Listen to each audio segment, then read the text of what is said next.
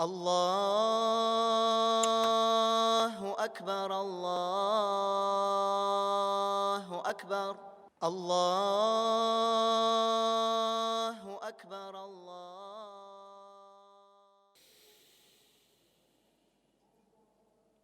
Бисмиллах, салату вассаляму аля расулиллах, ва аля алихи ва асхабихи ва ман валя. Пусть Аллах примет наше поклонение, простит нам наши грехи и умертвит, будучи мусульманами, со словами «Ля иляха илля Мухаммад Расулуллах». Альхамдулилля, по милости Аллаха, мы продолжаем цикл лекций 30-го джуза. И сегодня с вами, иншаллах, поговорим о суре Лейль. И мы также хотел вам напомнить, Аллах Субханаху ва Тааля обещает тому, кто придет в дом Аллаха ради того, чтобы получить знания, это полноценный хадж.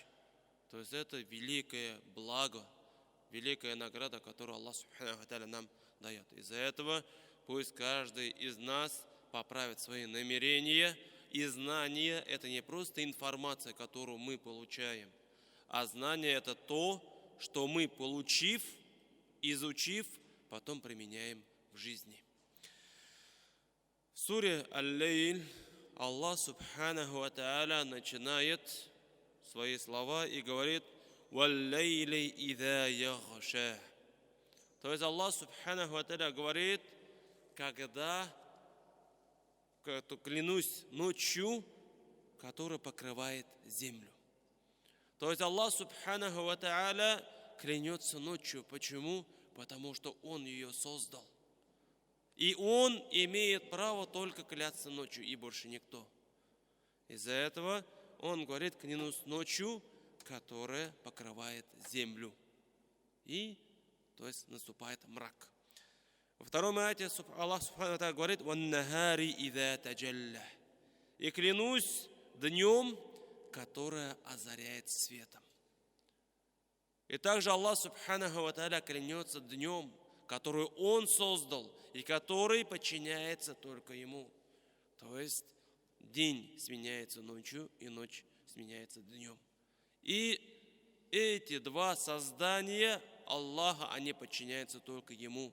Из-за этого Аллах Субханаху ва Тааля клянется такими великими вещами. Дальше Аллах Субханаху ва Тааля говорит, «Вама халяка дзакара валь унса». И клянусь тем, кто создал мужчину и женщину. Здесь также мы видим могущество Аллаха, то, что Он создатель, и то, что все, что вокруг нас, подчиняется только Ему. И упомянув ночь и день, мужчину и женщину, здесь Аллах Субханаху ва Тааля нам показывает две противоположности. Ночь, его противоположность – день. Мужчина, его противоположность – женщина. И Аллах Субханаху ва Тааля в 4 аяте говорит, «Инна са'якум лашатта». Аллах говорит, ваши стремления тоже различны. Здесь имеется в виду наши дела. И если посмотреть, что мы совершаем, что мы делаем, они тоже различны. Кто-то совершает добро, а кто-то совершает зло. Кто-то поклоняется Аллаху, а кто-то поклоняется другим божествам. И это все указывает то, что Аллах Субханаху ва Тааля каждую вещь создал разными. Но каждая вещь подчиняется Аллаху. И каждый из нас должен задать себе вопрос. Я что делаю? Ради чего я совершаю какие-то поступки? Чье довольствие я ищу? Чье довольствие я желаю? Почему? Потому что это самое тяжелое, что человек может сделать. Это именно посмотреть в свое сердце и поправить свое намерение. Человек перед каждым своим делом, перед каждым своим словом, он должен посмотреть в свое сердце, ради чего я это делаю, ради чего я это говорю. Почему? Потому что Аллах Субханаху ва Тааля, Он нас так создал. И дела, которые будут не ради Аллаха, не ради Его довольства, то эти дела тщетны. И дальше Аллах Субханаху ва Тааля, чтобы мы лучше поняли, приводит пример. Аллах говорит в 5 аяте: فَأَمَّا مَنْ أَعْطَى وَاتَّقَى. То есть тому, кто отдавал должное и был богобоязнен. Аллах Субханаху ва Тааля здесь не говорит только об деньгах, об имуществе. То есть каждый человек, который должен отдавать. Да, может быть, это закат, который мусульманин должен выплачивать. Или ученый, который получал знания и должен преподавать, отдавать. Или же каждый из нас, у каждого из нас есть какие-то обязанности перед детьми, перед женой, перед братом, мусульманином или сестрой. У каждого из нас есть свои обязанности, и мы их должны выполнять, должным образом совершать. И тот, кто был богобоязнен, то есть с чего мы должны бояться? В первую очередь, конечно же, это мы должны опасаться наказания Аллаха. Помнить то, что каждый из нас вернется к Аллаху и будет отвечать за свои поступки.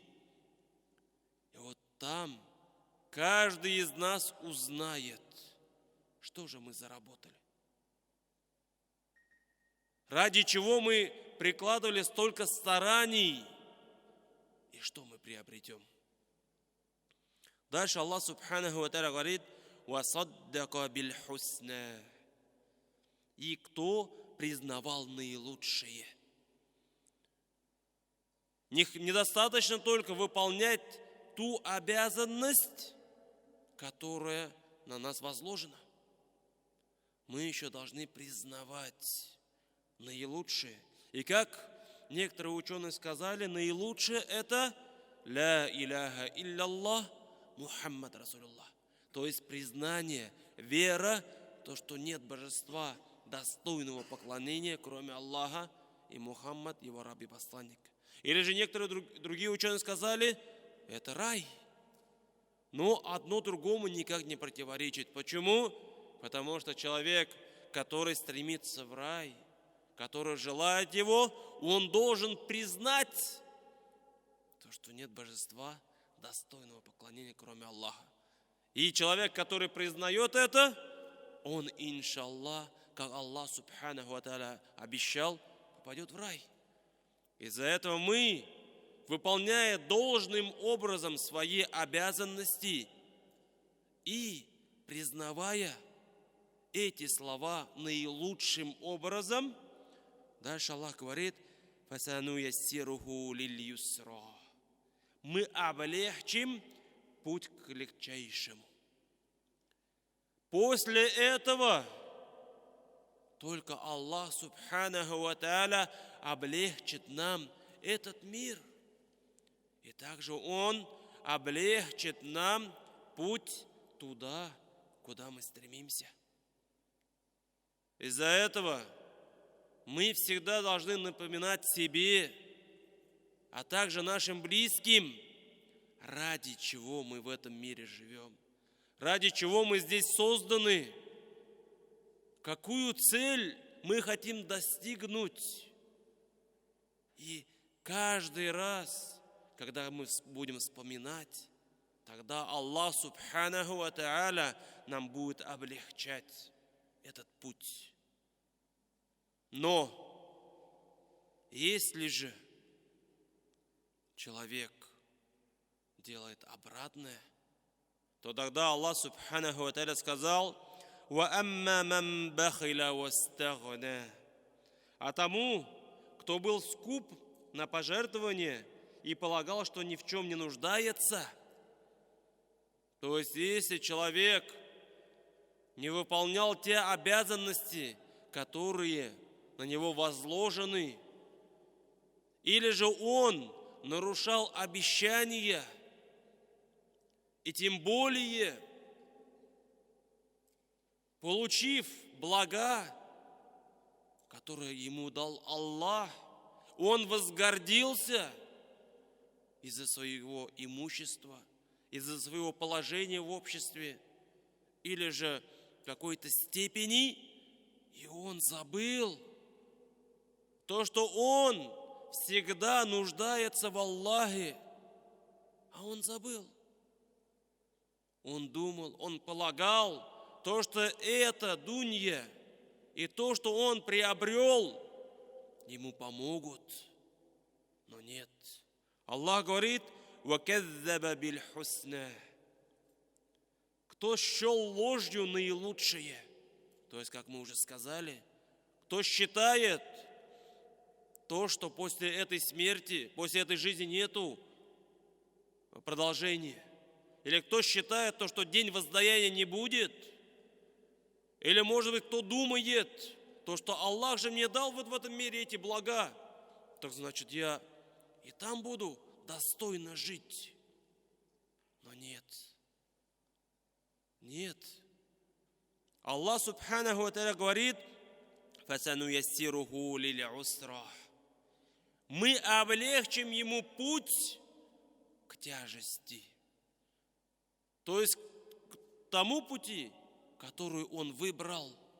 Если человек полагает то, что не поклоняясь Аллаху и оставляя Его приказы, он добьется успеха, то он, конечно же, заблуждается. И совершая эти дела, которые он желает, цели, к которым он стремится, Аллах Субханаху ва Тааля ему облегчает этот путь, потому что он это выбрал. И Аллах Субханаху ва Тааля обещает, кто что хочет, Аллах ему облегчит. И смотрите, на сегодняшний день, к сожалению, мусульмане погрязли в мирских делах. Почему? Потому что они к этому стремятся, этого желают и забывают довольство Аллаха. И Аллах Субханаху ва Тааля, как Он обещал, Он облегчает это. Почему? Потому что если человек заботится только об этом мире, Аллах дает ему этот мир. Человек зарабатывает, Аллах Субханаху ва Тааля дает ему еще и еще. Почему? Потому что он забыл, ради чего он здесь создан. А мы должны задуматься, если мы ради Аллаха оставим и не будем совершать большего или чрезмерность, то тогда Аллах Субханаху ва Тааля даст нам выход из положения. Но если же человек залезет вот в это болото, и он не будет обращаться к Аллаху и просить помощи, то тогда он в ней погрязнет. Но ведь это дунья, к которой мы стремимся, которую человек желает, она же даже крылышки комара не весит, не стоит. Но если мы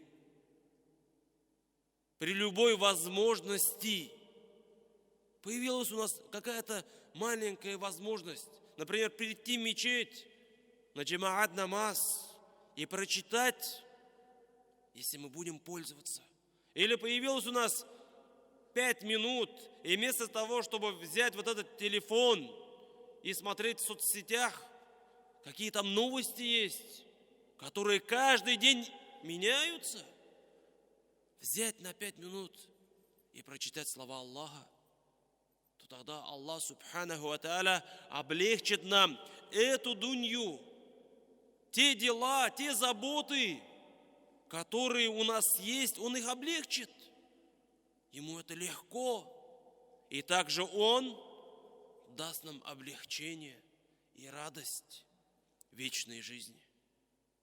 Но если человек этого не понимает и полагается только на себя, на те средства, на те причины, которые он выполняет, то тогда Аллах Субханаху ва Тааля даст ему, облегчит этот путь.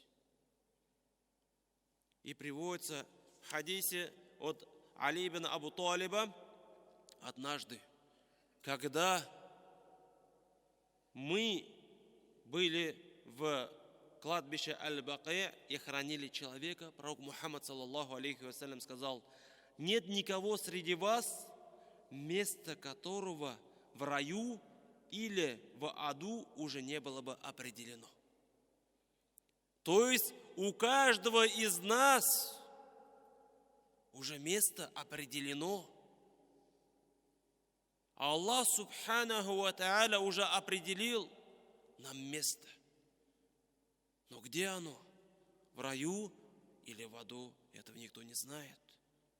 И тогда, обратившись к пророку Мухаммаду саллаллаху алейхи вассалям, один человек сказал: так тогда не положиться ли нам на то, что уже предопределено? Может, тогда нам ничего не надо делать? И тогда посланник Аллаха возразил ему и сказал: действуйте, а каждому будет облегчено то, ради чего он был создан. Из-за этого каждый из нас должен усердствовать. И не надо думать, то, что вот я намаз читаю, я в месяц Рамазан пощусь, и все, достаточно. Нет. Мы каждый день, каждый час, каждое мгновение должны усердствовать. И насколько мы будем стараться, настолько Аллах Субханаху ва Тааля нам воздаст. И некоторые ученые говорят, то, что эти аяты были ниспосланы и сказаны об Абу Бакре. Абу Бакр, кто он был? Каким он был? И сколько он сделал? Если посмотреть на его жизнь, он ни на мгновение не останавливался. Он не говорил: все, я устал, все, мне надо отдохнуть. Нет. А он был таким же, как и мы. Да, он видел пророка Мухаммада саллаллаху алейхи вассалям, но он же старался, желал лик Аллаха. А мы насколько этого желаем? Какими себе цели ставим и к чему мы устремляемся? Давайте посмотрим на наше сердце. Чего мы желаем больше? Что мы приготовили к встрече с Аллахом? Вот над чем мы должны задуматься. И когда Аллах Субханаху ва Тааля вернет нас к себе, не будем ли мы сожалеть и желать хотя бы одного дня или одного часа вернуться сюда и совершить какие-то благие дела? Нет. Давайте сейчас, пока у нас есть время, возможности, стараться, усердствовать. И как Аллах Субханаху ва Тааля в следующем аяте сказал: «Вама югни анху малуху иза тарадда».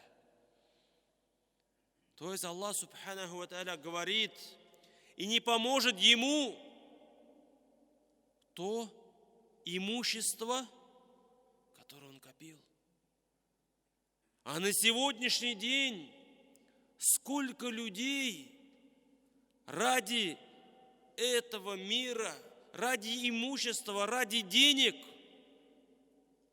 сколько границ переходят, сколько запретов совершают.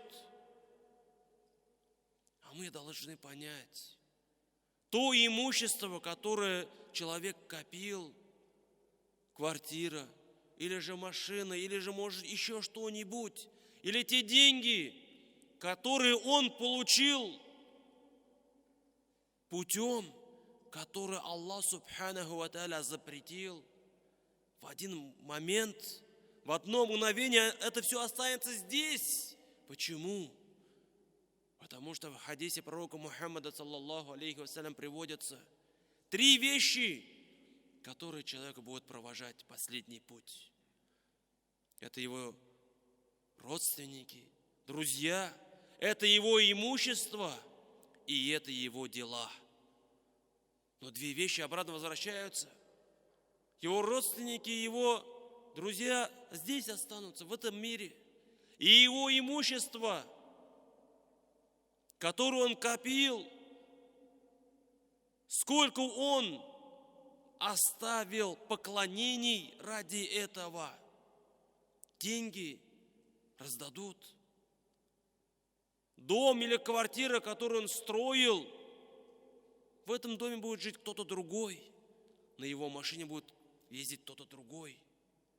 А то бремя, те грехи, которые он совершил ради этого имущества, которое осталось вот в этом мире, он будет отвечать.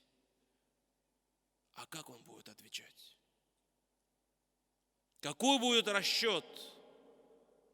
Это уже у Аллаха. Из-за этого каждый из нас в первую очередь должен задуматься. То имущество, к которому мы стремимся, надо ли оно нам? И если надо, то каким путем мы это зарабатываем? Дозволил ли нам Аллах этот путь или нет? Почему? Потому что это все временно. А потом за это все придется отвечать. Из-за этого пусть Аллах облегчит нам этот путь, укрепит на этой религии, примет наше поклонение, простит нам наши грехи и умертвит, будучи мусульманами, со словами «Ла иляха илля Мухаммад Расулуллах». Иншаллах, продолжение этой суры мы уже расскажем на следующей неделе. Субханаллах бихамдик, шаду ан ла иляха илля ант, астагфирука ва атубу илейк. Джазакумуллаху хайр. الله أكبر الله أكبر الله أكبر